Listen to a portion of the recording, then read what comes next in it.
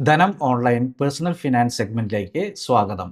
Mutual ഫണ്ടുകളിലെ SIP ഇതേക്കുറിച്ച് നമ്മളോട് സംസാരിക്കുകയാണ് ഫിനാൻഷ്യൽ പ്ലാനിംഗ് സ്പെഷ്യലിസ്റ്റായ ധന്യ VR. ഈ SIPയുടെ പ്രധാന ഗുണങ്ങൾ എന്ന് പറയുന്ന മാഡം ലിസ്റ്റ് ചെയ്യുന്നത് എന്തൊക്കെയായിരിക്കും? SIP നമുക്ക് പ്രതിമാസം നിക്ഷേപിക്കാൻ കഴിയുന്ന, പ്രതിമാസമെന്നല്ല, പ്രതിദിനം നിക്ഷേപിക്കാം. പ്രതിദിനമായും അത് വീക്കിലി ഉണ്ട്, അതുപോലെ മന്ത്ലി ഉണ്ട്. നിക്ഷേപിക്കാൻ കഴിയുന്ന, മ്യൂച്വൽ ഫണ്ടിൽ നിക്ഷേപിക്കാൻ കഴിയുന്ന ഒരു അവസരമാണ് SIP എന്ന് പറയുന്നത്, സിസ്റ്റമാറ്റിക് ഇൻവെസ്റ്റ്മെന്റ് പ്ലാൻ എന്നുള്ളത്. ഏറ്റവും കുറഞ്ഞത് 500 രൂപ തുടങ്ങി നിക്ഷേപിക്കാൻ കഴിയുന്ന അവസരമുണ്ട്. പവർ ഓഫ് കോമ്പൗണ്ടിങ്, അത് ഏറ്റവും കൂടുതൽ നമുക്ക് ഉപയോഗിക്കാൻ പറ്റുന്ന, 8th wonder in the world ആണ്. നമുക്ക് ഉപയോഗിക്കാൻ പറ്റുന്ന ഏറ്റവും വലിയ നിക്ഷേപ അവസരമാണത്. ഇനി എന്റെ ഏറ്റവും വലിയ ഗുണമെന്ന് വെച്ചാൽ അതിന്റെ ഫ്ലെക്സിബിലിറ്റിയാണ്. നമുക്ക് എപ്പോൾ വേണമെങ്കിലും ഈ എമൗണ്ട് കൂട്ടുന്നതിന് കഴിയും, എമൗണ്ട് കുറയ്ക്കുന്നതിന് കഴിയും. ഇപ്പൊ ഞാൻ 10,000 റുപ്പീസ് വെച്ച് SIP ചെയ്യുവാണ്. അവിടെ നിന്ന് എനിക്ക് എപ്പോൾ വേണമെങ്കിലും എമൗണ്ട് കൂട്ടാം, എമൗണ്ട് കുറയ്ക്കാം. ഇനി പോസ് ചെയ്യണമെങ്കിൽ പോസ് ചെയ്യാം, സ്റ്റോപ്പ് ചെയ്യാം, എനിക്ക് വിഡ്രോ ചെയ്യാം. ഇത്രയും സ്വാതന്ത്ര്യമുള്ള മറ്റേത് നിക്ഷേപ രീതിയാണുള്ളത്? ഇതെല്ലാം നമുക്ക് വിസിബിൾ ആവും, നമുക്ക് നമ്മുടെ ഫോണിൽ തന്നെ ഈ ഡേറ്റ എല്ലാം അവൈലബിൾ ആവും. അത്രയും ട്രാൻസ്പെറൻസിയോടെയാണ്, അത്രയും സുരക്ഷിതത്വത്തോടെയാണ് ഈ ഒരു സിസ്റ്റം വർക്ക് ചെയ്യുന്നത്. അപ്പൊ ഗവൺമെന്റ് ഓഫ് ഇന്ത്യ നമുക്ക് തന്നിട്ടുള്ള ഏറ്റവും നല്ല നിക്ഷേപ രീതി തന്നെയാണ് SIP എന്ന് പറയുന്നത്. എങ്ങനെയായിരിക്കണം ഒരു വ്യക്തി തങ്ങളുടെ ഇൻവെസ്റ്റ്മെന്റ് ഡൈവേഴ്സിഫൈ ചെയ്യേണ്ടത് മാഡം?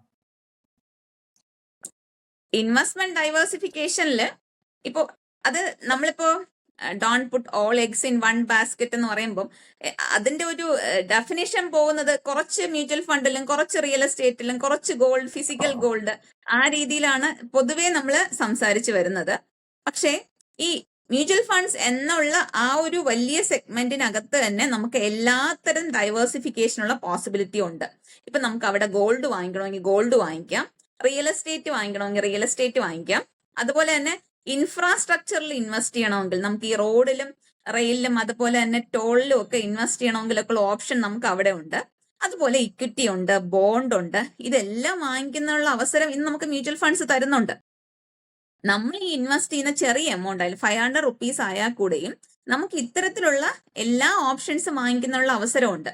അപ്പൊ ഡൈവേഴ്സിഫിക്കേഷന് വേണ്ടി നമ്മൾ ഫിസിക്കലി ഗോൾഡ് വാങ്ങിക്കുകയോ അല്ലെങ്കിൽ റിയൽ എസ്റ്റേറ്റ് വാങ്ങിക്കുകയോ ചെയ്യണമെന്നില്ല. ഡൈവേഴ്സിഫിക്കേഷൻ ആവശ്യമാണ്. ഇൻവെസ്റ്റ്മെന്റിനകത്ത് ഒരിക്കലും നമ്മൾ ഒരു കാറ്റഗറി അല്ലെങ്കിൽ ഒരു സ്റ്റോക്കിൽ മാത്രം, ഒരു ഫണ്ടിൽ മാത്രം അങ്ങനെ നമ്മൾ ഒതുക്കേണ്ട ഒരു കാര്യമില്ല. അങ്ങനെയല്ല ചെയ്യേണ്ടത്. അത് ഗോൾ അനുസരിച്ച് നമ്മൾ ഇൻവെസ്റ്റ് ചെയ്യണം. അവിടെ ഡൈവേഴ്സിഫിക്കേഷൻ വേണം. ആ ഡൈവേഴ്സിഫിക്കേഷൻ എങ്ങനെ ചെയ്യണമെന്നുള്ളത് മ്യൂച്വൽ ഫണ്ടിലൂടെ തന്നെ നമുക്ക് എല്ലാ കാറ്റഗറിയിലേക്കും ഡൈവേഴ്സിഫൈ ചെയ്യാനുള്ള ഓപ്ഷൻ ഇന്ന് നമുക്ക് അവൈലബിൾ ആണ്. മോശം പ്രകടനം നടത്തുന്ന ഫണ്ടുകളിൽ നിന്ന് എപ്പോൾ എങ്ങനെയാണ് പണം പിൻവലിക്കേണ്ടത്? ഇപ്പം മോശം പ്രകടനം നടത്തുക എന്ന് പറയുമ്പോൾ എന്തുകൊണ്ട് എന്നുള്ളൊരു കാര്യവും കൂടെ മനസ്സിലാക്കേണ്ടിയുണ്ട്. അപ്പൊ അത് ചിലപ്പോ ഇപ്പോ 1-2 ആഴ്ചകളിലോ മാസങ്ങളിലോ ഉണ്ടായ വ്യത്യാസമാണോ? ഇപ്പോ അതിനകത്ത് നമ്മൾ പ്രത്യേകിച്ച് മനസ്സിലാക്കേണ്ടത് ഇൻഡസ്ട്രി പെർഫോം ചെയ്യുന്നുണ്ടോ. ഇപ്പൊ നമ്മൾ ഏത് ഫണ്ട്, ഇപ്പൊ ലാസ്റ്റ് ക്യാപ്പ് എടുത്തു, ശരി, ലാസ്റ്റ് ക്യാപ്പിലെ മറ്റ് കമ്പനികൾ പെർഫോം ചെയ്യുന്നുണ്ടോ എന്നുള്ളത് അനലൈസ് ചെയ്യണം.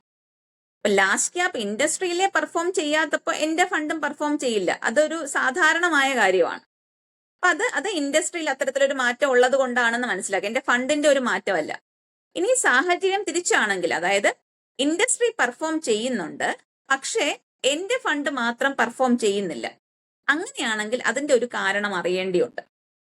അപ്പം ഇങ്ങനെ വരുന്ന സാഹചര്യത്തിൽ ഫണ്ട് മാനേജറുമായിട്ട് അവരുടെ ഡിസിഷൻ എന്താണെന്നുള്ളത് സംസാരിച്ച് അതിൽ കൺവിൻസ്ഡ് ആണെങ്കിൽ, അല്ലെങ്കിൽ അവരതിനൊരു ചേഞ്ച് ചെയ്യും.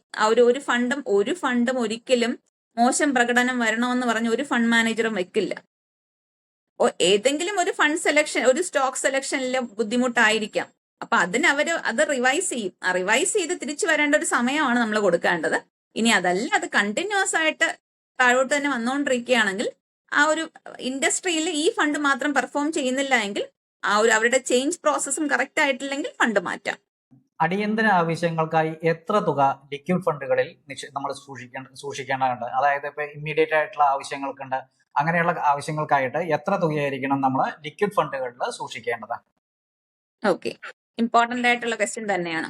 നമുക്ക് ഏറ്റവും അത്യാവശ്യമായിട്ടുള്ള കാര്യമാണ് ലിക്വിഡ് ഫണ്ട്. എന്ന് വെച്ചാൽ നമ്മളൊരു നിക്ഷേപം തുടങ്ങുന്നതിന് മുമ്പേ ആദ്യം നമ്മുടെ കയ്യിൽ ഉണ്ടായിരിക്കേണ്ടത്, സാമ്പത്തിക അച്ചടക്കത്തിൽ ആദ്യം ഉണ്ടായിരിക്കേണ്ടത് എമർജൻസി ഫണ്ടാണ്, അടിയന്തര ആവശ്യങ്ങൾക്കുള്ള ഫണ്ട് കരുതൽ ധനം എന്ന് പറയും.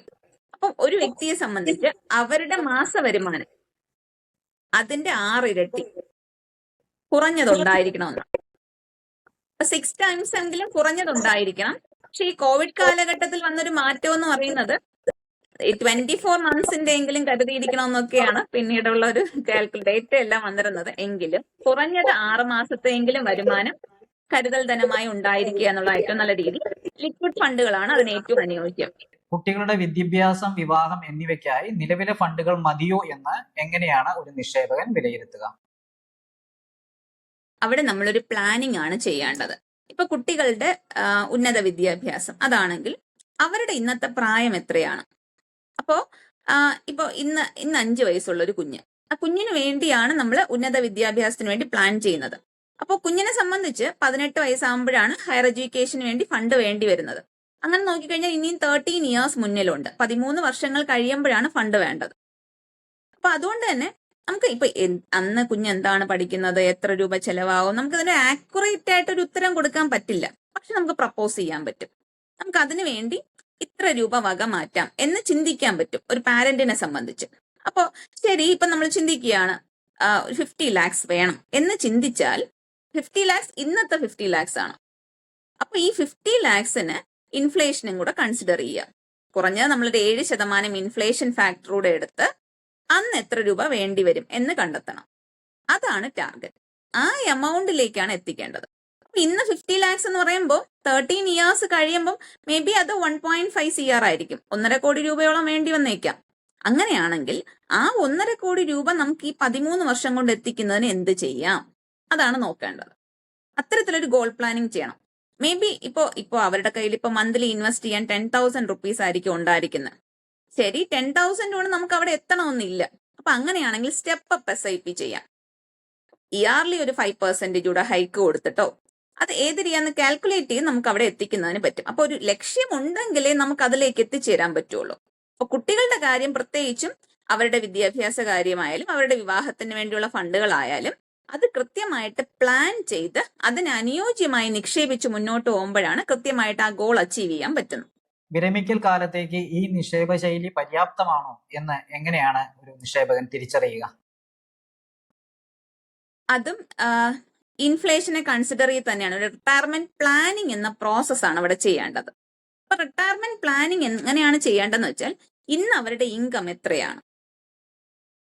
ഒന്നുകിൽ നമുക്ക് ഇൻകത്തെ റീപ്ലേസ് ചെയ്യണം, അല്ലെങ്കിൽ എക്സ്പെൻസിനെ റീപ്ലേസ് ചെയ്യണം. അപ്പോൾ ഇന്ന് എനിക്ക് ഹാപ്പി ആയിട്ട് ജീവിക്കാൻ എത്ര രൂപ വേണം എന്നുള്ള ഒരു എമൗണ്ട് ഞാൻ തന്നെ അല്ലെങ്കിൽ ഓരോ വ്യക്തിയും കണ്ടെത്തേണ്ട തുകയാണ്. എനിക്ക് ഹാപ്പി ആയിട്ട് ജീവിക്കാൻ 1 ലക്ഷം രൂപ വേണം എന്ന് ഞാൻ കരുതിയാൽ എനിക്ക് റിട്ടയർ ചെയ്യേണ്ട എന്നാണ്. ശരി, 10 വർഷം കഴിഞ്ഞ് അല്ലെങ്കിൽ 15 വർഷം കഴിഞ്ഞ് എനിക്ക് റിട്ടയർ ചെയ്യണം. അന്ന് ഈ 1 ലക്ഷം രൂപയുടെ അന്നത്തെ മൂല്യം എത്ര അത് കണ്ടുപിടിക്കണം. അതുപോലെ ഇയർലി എനിക്ക് എക്സ്പെൻസ് കൂടി വരും. അപ്പൊ എന്റെ ലൈഫ് ലോങ് എനിക്ക് ഗ്രോ ചെയ്യുന്ന ഒരു മന്ത്ലി ഇൻകം കിട്ടണം. അത് കിട്ടാൻ വേണ്ടി എത്ര കോർപ്പസ് ആണ് വേണ്ടത്? അപ്പൊ ആ ഒരു കോർപ്പസ് ഐഡന്റിഫൈ ചെയ്യും. ആ കോർപ്പസ് ഇപ്പൊ 15 വർഷം കഴിഞ്ഞ് റിട്ടയർ ചെയ്യണമെങ്കിൽ അന്ന് എനിക്ക് എത്ര എമൗണ്ട് ഉണ്ടെങ്കിൽ റിട്ടയർ ചെയ്യാം അത് കണ്ടെത്തും. അതാണ് റിട്ടയർമെന്റ് പ്ലാനിങ്. അതിന്റെ ബേസ് എന്ന് വെച്ചാൽ എത്ര രൂപയാണ് എനിക്ക് ഇന്ന് ഹാപ്പി ആയിട്ട് റിട്ടയർ ചെയ്യണമെങ്കിൽ വേണ്ടത്, അതുപോലെ എത്ര കാലം കഴിഞ്ഞാണ് റിട്ടയർ ചെയ്യേണ്ടത്. ഇതിന്റെ ബേസിൽ ആ കോർപ്പസ് കണ്ടുപിടിക്കും. ആ കോർപ്പസ് ആണ് ടാർഗറ്റ്. അതിനെ നമ്മൾ എങ്ങനെ എത്തിക്കാന്നുള്ള നോക്കും.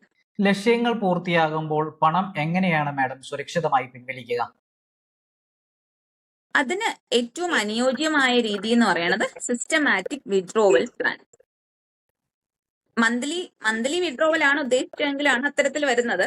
മന്ത്ലി വിഡ്രോവൽ വേണ്ടവർക്ക് ഹൈബ്രിഡ് ഫണ്ടുകൾ നിക്ഷേപിക്കുകയും അതിൽ നിന്ന് പ്രതിമാസം സിസ്റ്റമാറ്റിക് വിഡ്രോവലിലൂടെ ബാങ്ക് അക്കൗണ്ടിൽ ക്രെഡിറ്റ് ചെയ്യുകയും ചെയ്യുന്ന രീതി. അതാണ് അവർക്ക് ഏറ്റവും കൺവീനിയന്റ് ആയിട്ടുള്ള പിൻവലിക്കൽ രീതി. ഇനി ഓരോ വ്യക്തിക്കും അവർക്ക് മന്ത്ലി തന്നെ വേണമെന്നിരിക്കില്ല. ചിലപ്പോ അവർക്ക് വേണ്ടി വരുന്നത് മൊത്തമായിട്ടായിരിക്കാം, അല്ലെങ്കിൽ ഭാഗികമായിട്ടായിരിക്കാം. അപ്പൊ അതിനനുസരിച്ച് പിൻവലിക്കുന്നതിന് കഴിയും. മ്യൂച്വൽ ഫണ്ട്സിനെ സംബന്ധിച്ച് അതിന്റെ ഏറ്റവും വലിയൊരു ക്വാളിറ്റിയാണ് ലിക്വിഡിറ്റി എന്നുള്ളത്. ലോകത്തിലെ ഏത് കോണിലിടുന്നു നമുക്ക് എപ്പോ ഫണ്ട് വേണമെങ്കിലും അത് 3 ദിവസം കൊണ്ട് വിഡ്രോ ചെയ്ത് ബാങ്ക് അക്കൗണ്ടിൽ എത്തിക്കുന്നതിനുള്ള ഫെസിലിറ്റി ഉണ്ട്. അതെ, നിക്ഷേപകരെ സംബന്ധിച്ച് പറയുമ്പോഴും SIP-യെ സംബന്ധിച്ച് ചെയ്യേണ്ട കാര്യങ്ങൾ, മാർക്കറ്റിന്റെ സ്വഭാവം അത് വോളറ്റൈലാണ്. എപ്പോഴും അതിന് ഉയർച്ചയും താഴ്ചയും മാർക്കറ്റിന്റെ സ്വഭാവം തന്നെയാണ്. അപ്പൊ അതുകൊണ്ട് തന്നെ നമ്മൾ അത് മനസ്സിലാക്കി ഈ താഴ്ചകളെ നമുക്ക് അനുകൂലമാക്കുന്നതിന് വേണ്ടി ആ സമയവും ഇൻവെസ്റ്റ് ചെയ്യുക എന്നുള്ളതാണ്. മാർക്കറ്റ് വോളറ്റൈൽ ആയിരിക്കും, പക്ഷെ നിക്ഷേപകർ ക്ഷമയോടുകൂടി നിക്ഷേപിച്ചാൽ മാത്രമേ നമുക്ക് ആ ഒരു നിധി അല്ലെങ്കിൽ ആ ഒരു ഗെയിൻ സ്വന്തമാക്കാൻ പറ്റുള്ളൂ. അപ്പൊ ആ ഒരു സമയം യൂട്ടിലൈസ് ചെയ്യുക. SIP ഒരു കാരണവശാലും നിർത്തരുത്, കണ്ടിന്യൂ ചെയ്ത് പോകേണ്ടത് ഏറ്റവും അത്യാവശ്യമാണ്. എങ്കിൽ മാത്രമേ നമ്മുടെ ലക്ഷ്യങ്ങൾക്കനുസരിച്ചുള്ള ആ ഒരു ഗോൾ അച്ചീവ് ചെയ്യുന്നതിന് വേണ്ടിയുള്ള എമൗണ്ട് ക്രിയേറ്റ് ചെയ്യുന്നതിന് കഴിയുള്ളൂ. അപ്പൊ മാർക്കറ്റ് കുറഞ്ഞു വരുന്ന കാലഘട്ടങ്ങൾ അത് ഇൻവെസ്റ്റർക്ക് കിട്ടുന്ന അവസരങ്ങളായി കാണുകയും ആ സമയം നിക്ഷേപത്തിനായിട്ട് ഉപയോഗിക്കുകയും ചെയ്യുക, വിഡ്രോവലിന്റെ പീരീഡ് അല്ല. അങ്ങനെ ചിന്തിക്കാൻ കഴിഞ്ഞാലേ നമുക്ക് വെൽത്ത് ജനറേറ്റ് ചെയ്യാൻ പറ്റുള്ളൂ. ഓക്കെ മാഡം, ധനം ഓൺലൈൻ പേഴ്സണൽ ഫിനാൻസ് ഷോയിൽ ഇത്ര നേരം അഭിപ്രായങ്ങൾ പങ്കുവച്ചതിന് വളരെയധികം നന്ദി. Thank you madam. Thank you. Thank you.